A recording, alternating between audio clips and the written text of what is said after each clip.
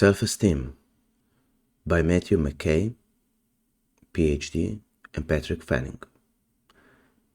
4th edition. This is a read-along and commentary, which we will see what this book has to offer. So, Chapter 1: The Nature of Self-Esteem. Self-esteem is essential for psychological survival. So it's not just about surviving, like physical survival, but also to have a great life, to survive psychologically. It is an emotional sine qua non, so something that cannot go without. And we cannot live a good life without some measure of self-worth. And without self-worth, life can be enormously painful, with many basic needs going unmet. So, of course, we have physical needs and we also have psychological needs. And self-esteem is one of the biggest needs that we need to meet, and some really fundamental thing that it's great to have. One of the main factors differentiating humans from other animals is the awareness of self. So I say the awareness of being. We know that we are differently than animals, that we think, but we don't know that they don't know that they are. And we have the ability to form an identity and then attach a value to it. So on one hand we have identity, who we are as a person, and then we can place value on that identity. In other words, you have the capacity to define who you are and then decide if you like that identity or not. So, as human beings, we have the capacity to define, so a definition, I am X, and then I can decide whether or not I like that. The problem of self-esteem is this human capacity for judgment. So it is a problem that we judge things. It's one thing to dislike certain colors, noises, shapes, or sensations. But when you reject parts of yourself, you greatly damage the psychological structures that literally keep you alive. So, in other words, we sin when we reject parts of ourselves, and we damage our psychological structures. And yeah, that's a big problem. And a lot of humans suffer from this. Judging and rejecting ourselves causes enormous pain. And in the same way that you would favor and protect a physical wound, you find yourself avoiding anything that might aggravate the pain of self-rejection in any way. So it is a pain, it is self-inflicted, we do that to ourselves. I always say that rejection is always self-rejection.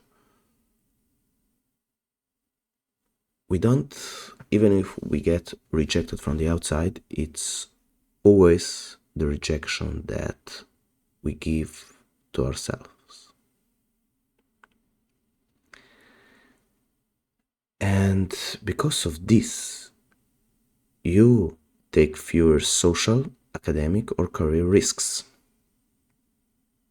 So he says that he implies here that we should take more social, academic, and career risks. You make it more difficult for yourself to meet people, interview for a job, or push hard for something where you might not succeed. So, without self-esteem or with a low self-esteem, we make, or this, I would say that this situation makes ourselves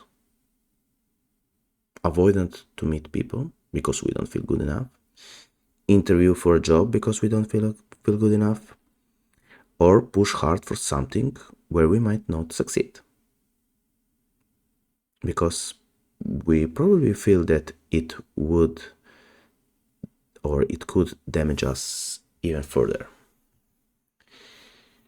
And so you limit your ability to open yourself with others, to express your sexuality, be the center of attention, to hear criticism, ask for help, or solve problems.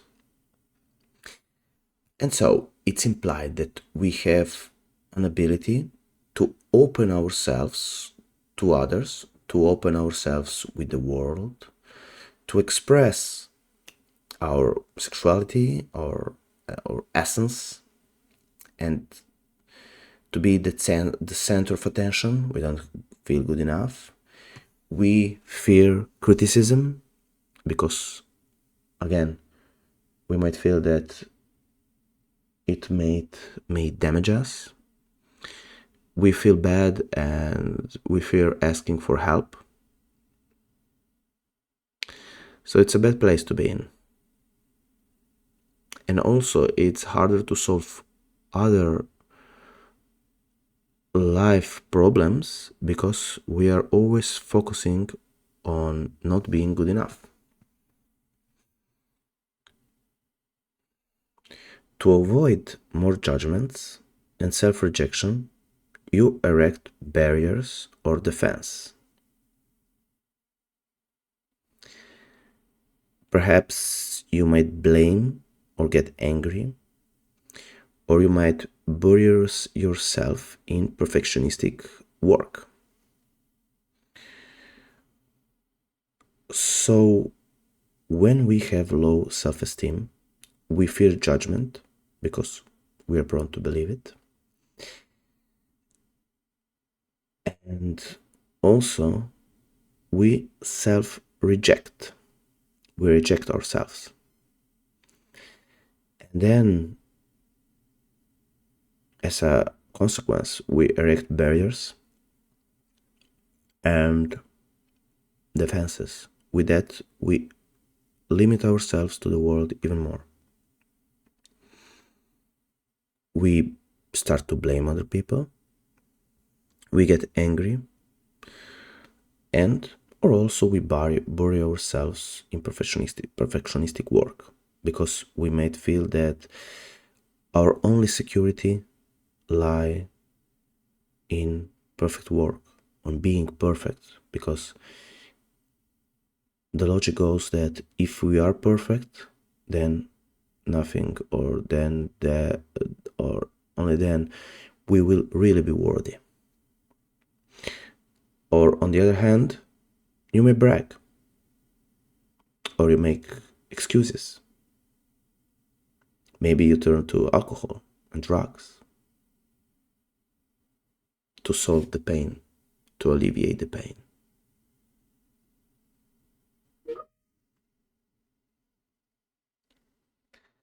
And this book is about stopping the judgments. Because judgment is never good. Feeling guilty and then judging ourselves is not good. Feeling that we're not good enough, it's never good. And so it's about healing. It's about healing the old wounds of hurt and self-rejection. As I mentioned before, every rejection is always self-rejection. You assume that you're not good enough. And you can also do the reverse. You can also assume that you are good enough. So how you perceive and feel about yourself can change.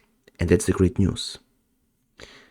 Your self-perception and feeling about yourself can change. And when those perceptions and those feelings change, the ripple effect will touch every part of your life, which with a gradually expanding sense of freedom.